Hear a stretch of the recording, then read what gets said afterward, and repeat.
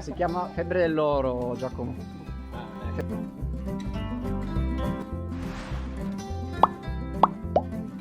Buongiorno cercatori oro, io sono Matteo Berto e oggi stiamo detectando questo costone.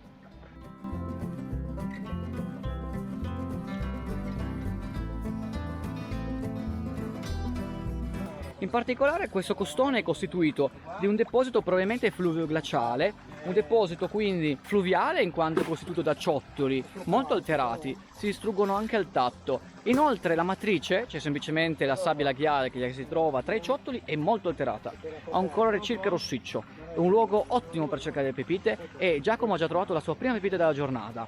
La pepita è stata trovata proprio appoggiata qua sopra in questo sedimento, a circa 10 cm di profondità. Speriamo solo che non sia l'unica di oggi. In questo momento vediamo Luca che sta utilizzando l'SDC per andare a ricercare nella località all'intorno di dove è stata appena trovata la pepita eventuali altre pepite d'oro.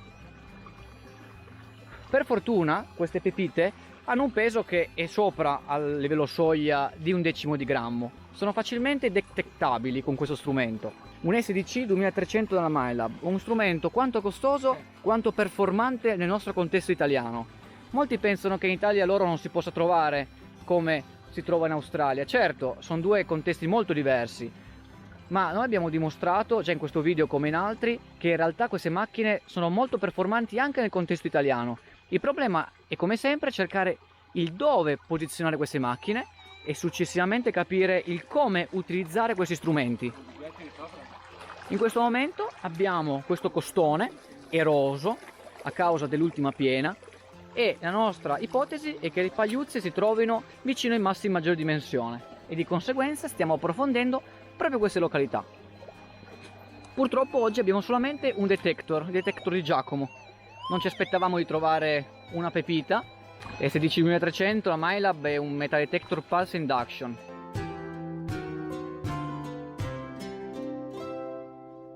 Ora SDC 2300 la MyLab, un metal pulse induction, tendenzialmente ha dei pro e dei contro. Partiamo subito dai contro. Sicuramente il prezzo, perché si possono trovare dei metal detector che cercano e trovano comunque pagliuzze d'oro anche sotto i 1000 euro di soglia, però vi dico che comunque non hanno la stessa caratteristica performante che ha questo metal detector. Parliamo di un altro contro, tendenzialmente non discerne il ferro, anche se devo dire la verità che il ferro ha un suono molto diverso rispetto al resto. Da quello che veramente non si riesce a riconoscere dal suono, secondo me sono i panni di piombo. Provato sulla mia pelle, tendenzialmente non si riesce a discernere se è una pepita o un piombino. Quello che posso dirvi è che tendenzialmente il ferro, per esempio, arriva come suono a fine corsa, cioè semplicemente si vede che va fuori scala, mentre sia i piombini sia le pepite d'oro tendenzialmente non arrivano a fine fondo scala, arrivano circa a metà, 3/4, dipende quanto sono distanti dalla piastra. Parliamo della distanza dalla piastra. Ovviamente più l'oro è grande e più si sentirà in profondità. Comunque c'è un limite logicamente. Direi un limite di profondità dalla piastra di 20-25 cm nel caso in cui sia un oro particolarmente pesante e soprattutto con una morfologia piatta che sia parallela alla piastra. Questo è il caso più performante. Tutti i casi che sono meno performanti di questo, ovviamente la profondità diminuisce. Quindi mediamente io direi una profondità che varia da 5 cm dalla piastra fino a 15. Più la pepita è grande e piatta e più facilmente riconoscibile metal detector ha anche maggiore profondità. Parliamo quindi a questo punto di pro. Questo metal detector è una macchina super performante secondo me per cercare le pepite d'oro, le pagliuzze grandi dimensioni in Italia. È una macchina formidabile nei rii di montagna, cioè semplicemente quei corsi d'acqua tendenzialmente poveri di rifiuti, perché come ho detto prima non ha semplicemente il modo di annullare il segnale del ferro, quindi lo sentirete, dovete capire che è ferro, altrimenti lo scaverete, scoprirete che è ferro e fine, però perdereste tempo. Quindi anche se alcune località in Italia, soprattutto in Piemonte, presentano pagliuzze di 3-4 mm molto piatte, facilmente udibili dal metal detector, ecco, in questi contesti di ricerca, nei fiumi di pianura, nei grandi fiumi di pianura come Elbo, Ticino, Orco, io vi dico, non è facile sentire le pagliuzze d'oro, non tanto perché la macchina non ce la fa, la macchina ce la fa e come. Il problema è che passereste la giornata a togliere i piombini e questo non è assolutamente performante.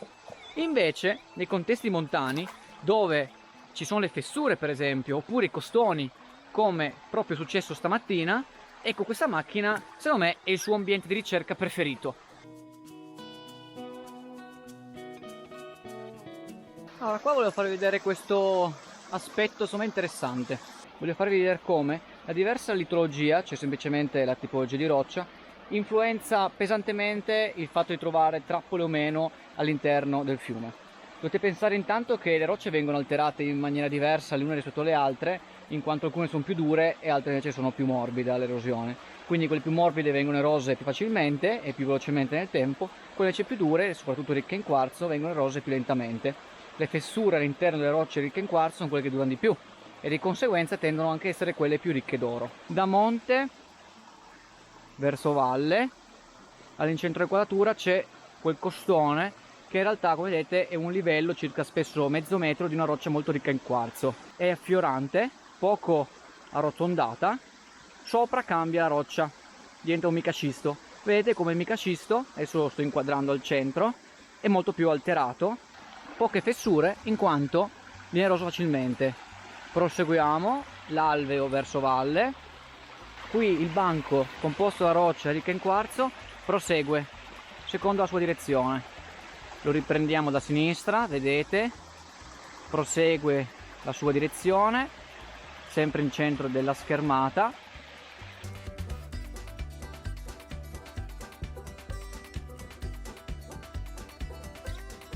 Il livello ricco in quarzo, vedete, si interrompe. Voglio proprio farvi vedere la differenza. A destra una roccia molto ricca in quarzo, fratture più antiche, più ricche in oro, angoli meno smussati. A sinistra micascisto, roccia povera in questo caso in quarzo, facilmente alterabile, facilmente erodibile, fessure molto intense, ci sono fratture un po' ovunque, anche con un po' di sedimento, però meno antiche, meno presenza d'oro, perlomeno in questo caso. Questi micascisti alle volte hanno delle vene di quarzo all'interno, sono piegate, perché i micascisti sono rocce metamorfiche. Ho trovato delle fratture, delle fessure nella roccia molto arricchite di sedimenti pesanti lungo l'alveo del fiume. La mia idea è quella di semplicemente col palanchino aprire le fessure, andare a raccattare tutto il sedimento che è rimasto intrappolato in queste fessure, metterlo nel setaccio, lavarlo adeguatamente, lavare anche i frammenti rocciosi dentro il setaccio per non rovinare il piatto, per non rigare il piatto, e successivamente andare a lavare il fondo della fessura. Vi consiglio accuratamente per cercare l'oro anche nei fiumi che presentano solo qualche pagliuzza, in maniera tale da formare nel tempo le campionature, cioè quelle collezioni di poche pagliuzze magari o di qualche granulo d'oro di fiumi inediti. La ricerca dell'oro in Italia al momento attuale è principalmente incentrata sul collezionismo e sul lobby. La ricerca quindi dell'oro nei fiumi che sono inediti, secondo me, è la maniera più performante di seguire questo filone collezionistico.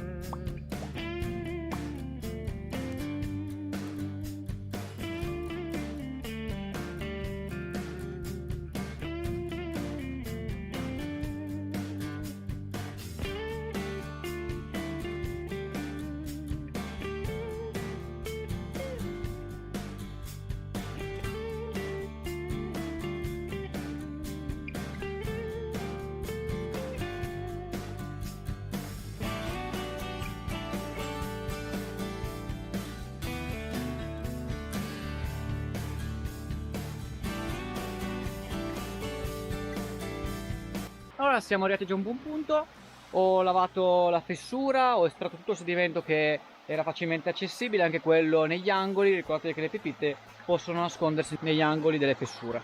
È molto importante in questo contesto, esempio, utilizzare un metal detector facilmente ripiegabile come il mio SDC.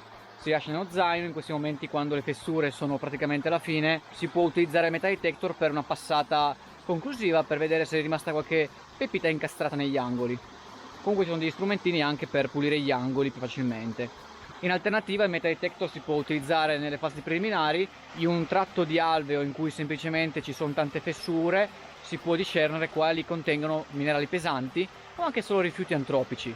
Idealmente il metal detector in questo contesto dovrebbe segnalarvi dove sta la pepita d'oro, la pagliuzza di grandi dimensioni.